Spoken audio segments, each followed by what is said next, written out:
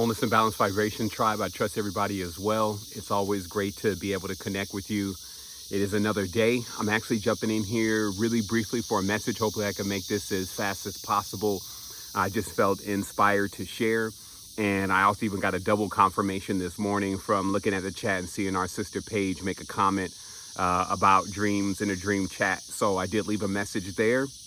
But as I mentioned, I was about to leave a video about something that happened this morning. So I'll go ahead and get into it. So it was around 4 a.m.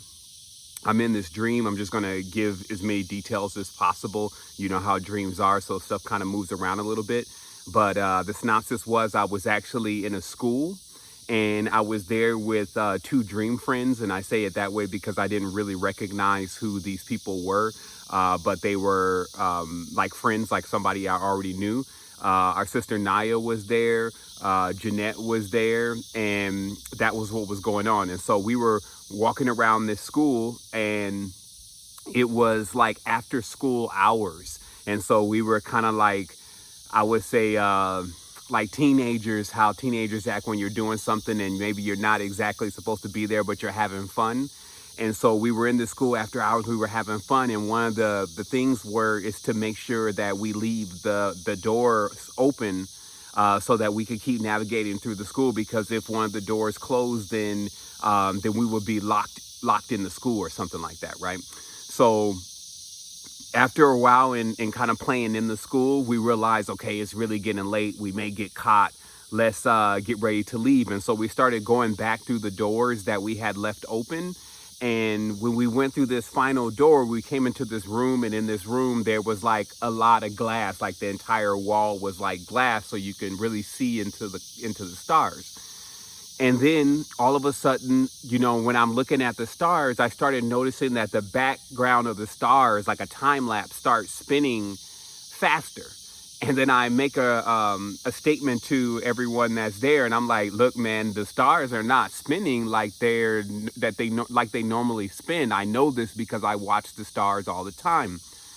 And as we're all looking at the stars spin, and it looked very similar to one of those mandibles that I have where all the globes are spinning, and then all of a sudden they all line up. Once they line up, there's like this intense energy that I feel inside of the dream.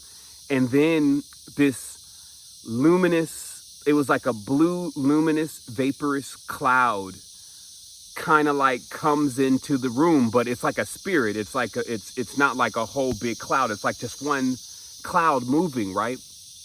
And then all of a sudden, and you know how dreams are, my daughter Ara appears, and she's there, and she's kind of standing there, and then I see the cloud go into her. Right? So everybody's kind of afraid at this point because we've now witnessed this thing in the stars.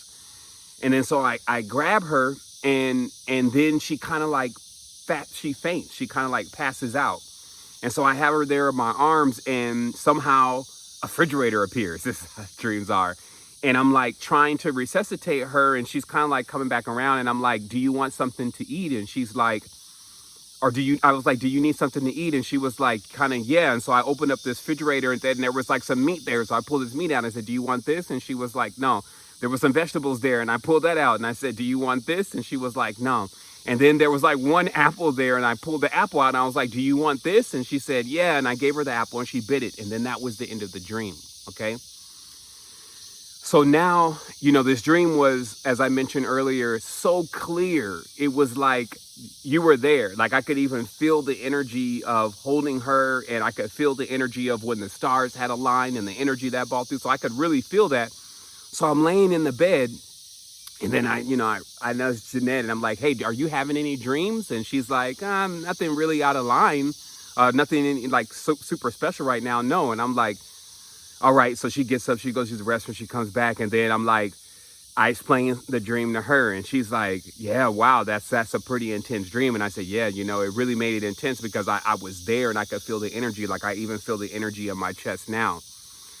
And then so like I can't like go right back to sleep. I'm still dealing with this. So I decide, I'm like, man, you know what? Let me check on December the 21st of 2020, where everybody is saying there's going to be, or, you know, at least the cultists are saying there's going to be some major event. And let me do this through the cosmic watch, right? Because you could go and fast forward with the cosmic watch, or what we call the cosmic clock software. You could go and fast forward to that day. So I fast forward to that day.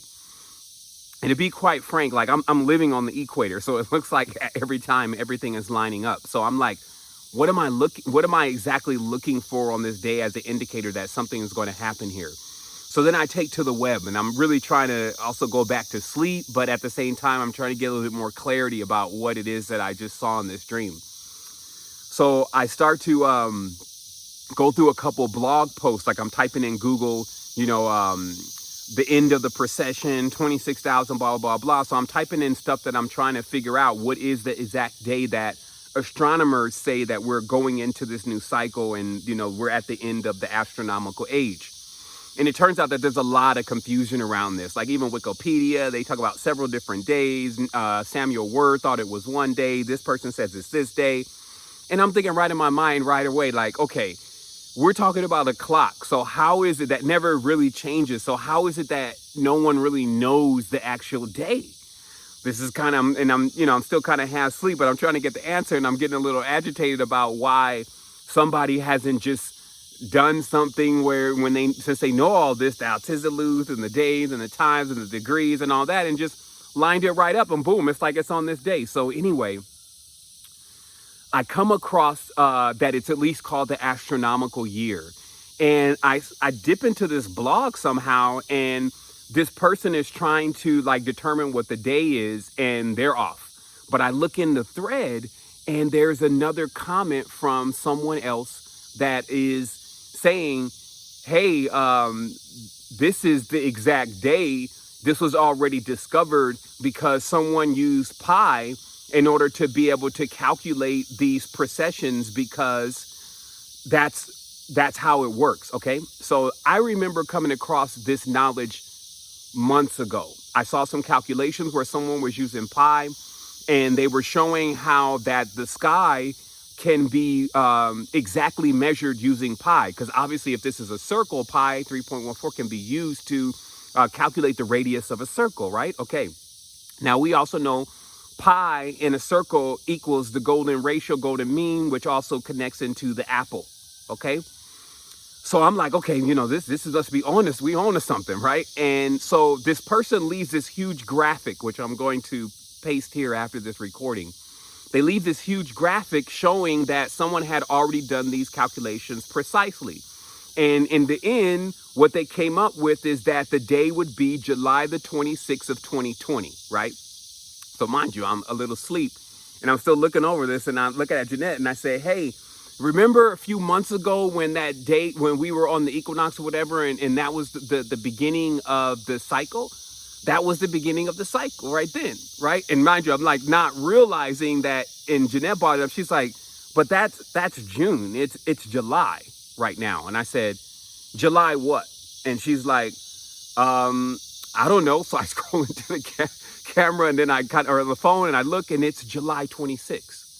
So for me, this is what I mean by like, because I have many dreams, right? And many of these dreams that I just kind of like, okay, there it is again, because I have a very fertile creative mind. I know that I'm in other psyche also, and and then also there's projections, and there's all these different things. So I always take the dream with a grain of salt, if you may, because I'm not trying to over influence myself by the dreams, because I've seen that happen.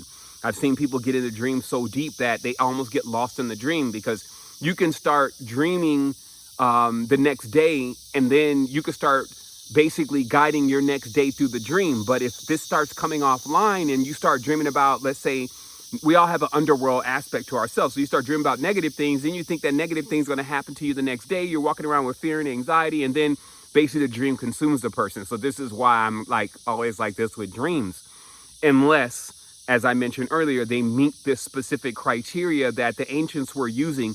You can imagine, I think you can think of the old films where they would have like a girl, like a younger girl that would dream something, and then everybody would believe what she was seeing because she was like the one who dreamed for the tribe.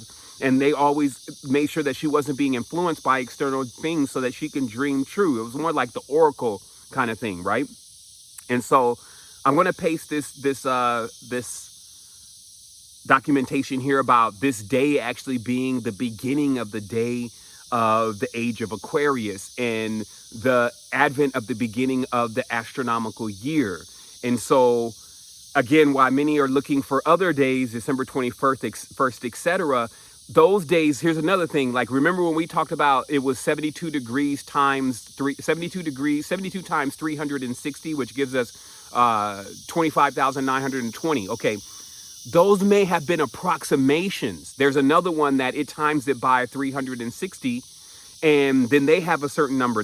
May be approximations from ancient cultures, but the pentagram in itself and the tool of the pentagram, it was found out in occultism, was used to measure and chart the sky because it's pi, and that tool is capable of doing that perfectly.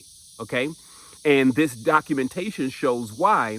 And so I guess the big question is, for me, I kind of got the confirmation on the other side, so I'm gonna roll with that any day. But basically, are we sitting today on the beginning of the first day of the astronomical year, right? That's powerful. Have a beautiful day. Do something that sets the standard for your next evolutionary infinity. Love someone, have joy, remove fear, remove doubt, angers. Really, really connect with yourself and feel the beauty, the power, and the love that you have for just even receiving and connecting, because it's really, for our tribe, we all share this co-creative collective energy and force, and each of us has a special gift to contribute and to give to those that are here. So that's what I have for now. I wanted to say wholeness and balanced vibrations, and sending all the love to the tribe, and I'll speak with you soon.